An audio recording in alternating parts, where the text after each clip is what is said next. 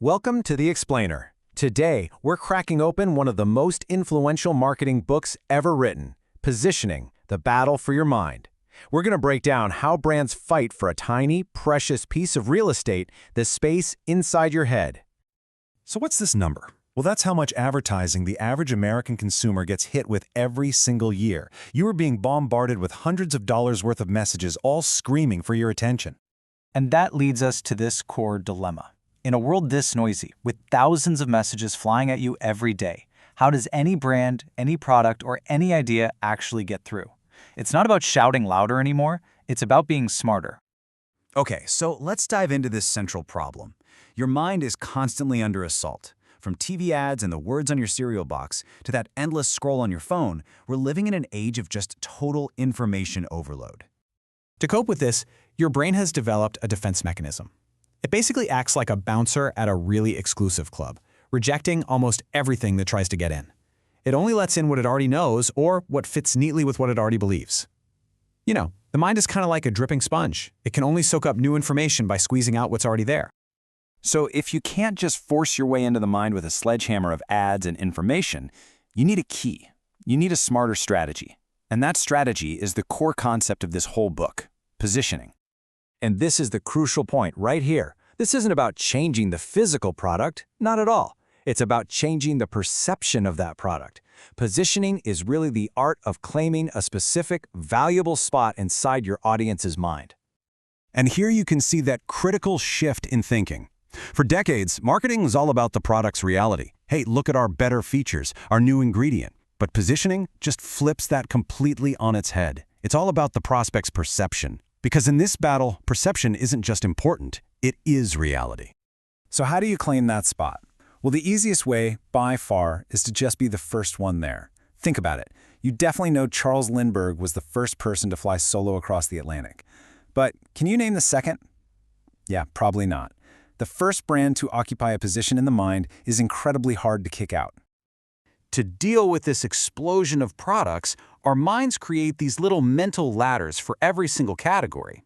So for rental cars, most of us have Hertz on the top rung, then Avis on the second, and so on. Your goal as a brand isn't just to get on the ladder, it's to know exactly which rung you're on. Okay, so let's say you're the leader. You're Hertz. How do you defend that incredibly valuable top spot? Well, just shouting, "We're number one," actually comes off as a bit insecure. The real strategies are way more subtle. A true leader doesn't need to brag. Instead, they just reinforce their own authenticity. Coca-Cola's classic "The Real Thing" campaign was a masterstroke. It positions Coke as the original, the standard, which makes everything else seem like, well, just a cheap imitation.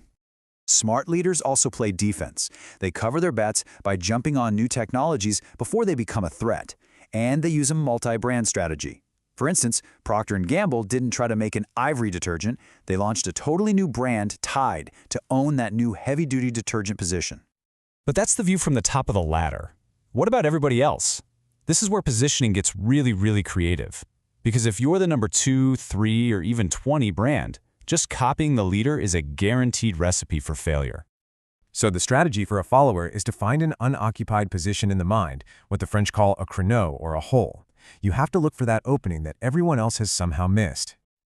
Just take Volkswagen. Back when Detroit was obsessed with bigger, longer, lower cars, VW found this massive creneau. They didn't see their car's small size as a weakness they had to apologize for. They turned it into their greatest strength with two simple, powerful words: think small. And you can find these holes everywhere if you just look for them. Michelob owned the first premium domestic beer position. NyQuil owned the nighttime cold remedy. Legs owned hosiery sold in supermarkets. Each one found a wide-open creneau.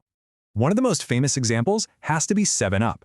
They knew they couldn't compete head-to-head with Coke and Pepsi, so they defined themselves by what they were not.